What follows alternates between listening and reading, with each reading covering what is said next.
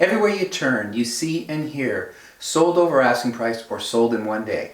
We know the real estate market's on fire, but what would happen if listings were priced at fair market value instead of being underpriced to generate multiple offers? Hi, I'm Michael Shuster, multi-award-winning real estate specialist in the Greater Toronto Area and the surrounding suburbs. Statistics show in the past month or two, almost 85% of listings were sold over asking price. While it sounds exciting and reports everywhere are that the market is on fire, it's also causing a lot of frustration and stress for buyers. Buyers search the MLS for homes within their budget. Their realtors set up searches every day for them within their budget. These days, any search will result in listings at the high end of that budget, obviously, which means there's nowhere for the price to go but up. Problem is that 85% of those listings are priced under fair market value to generate huge interest and multiple offers, often referred to as bidding wars. One could argue that when the demand is so much greater than supply, you shouldn't even have to underprice a property to sell it. So, why are 85% of listings priced under fair market value?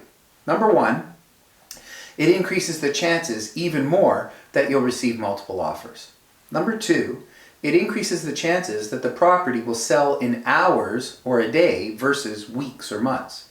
And number three, it increases the chances that the offer will be sold firm, meaning no typical conditions on financing or inspection or things like that.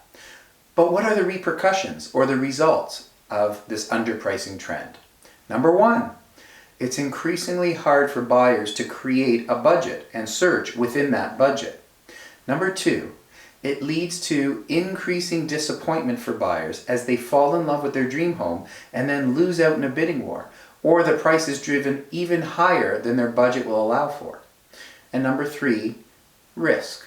With no condition on finance or inspection, there should be a huge sign on the front door that says, "Buyer beware," because that term has never been more true. It's very important to note that even if you know your budget and you're pre-approved for a certain mortgage amount, if the property you outbid everyone else on ends up appraising for less than you agreed to pay for it, your mortgage won't be approved unless you have extra cash to increase the amount of your down payment. So an added risk is that the property won't appraise for the amount you paid. But appraisals don't happen until after the fact, so most people don't even think of that. With a condition on financing in your offer, an appraisal would happen during the 4 or 5 day conditional period. So to wrap things up, it's never my intention to scare you or be negative or talk you out of moving.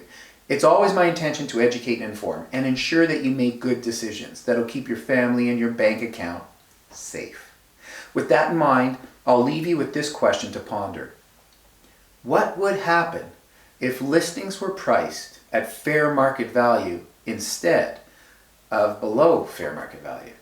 In my humble opinion, even priced at fair market value, if there are just 2 potential buyers looking for your type of property in your area and you're the only one for sale this week, you're likely going to get multiple offers. But then buyers could do an inspection and ensure financing. By the way, as a seller, most agents will tell you that a firm deal, meaning no condition on financing and no condition on inspection, is golden and much better than accepting an offer with conditions, because you have a firm offer and a binding deal and the buyers can't back out of the deal because there's no conditional period. But what the better agents will also tell you is that even if you have a firm deal and it's a binding deal and there's no conditions, and even if they get you as much money as possible or more for your property than the bank will appraise it for, the buyers can't close the deal if they don't have extra cash. And if the buyers can't close the deal because they didn't get a high enough appraisal, then you're the ones as a seller who's up a creek without a paddle.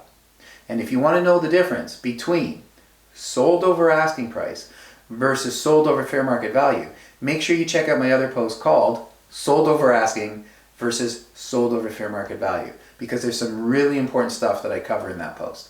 If you want to know more about the process of buying and selling a home or how to do it safely and smoothly, I'm always happy to chat. And remember, when it comes to real estate or anything else in life, if there was a better way, Wouldn't you at least want to know about it? Just email me with any questions you might have, Mike at TheREguy.ca, always confidential, never any pressure or obligation. I just love to help and I love to talk real estate. Thanks for watching.